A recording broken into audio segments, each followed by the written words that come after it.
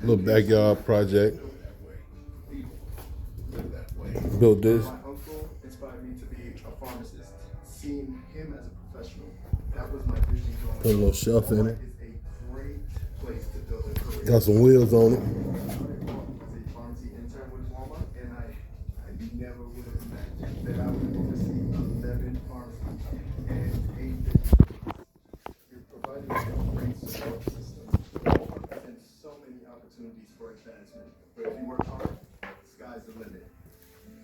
Lately, my skin seems dry and sensitive. My dermatologist recommended all free clear cut. It's free to cover perfumes. For a clean, it's gentle on skin. If it touches my skin, I'll clean it. The number one brand recommended by dermatologist. I ain't quite finished yet. Got a few more things to do to it.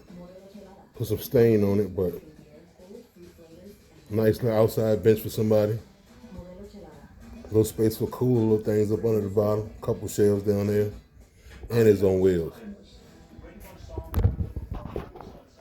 All out of pressure treated wood.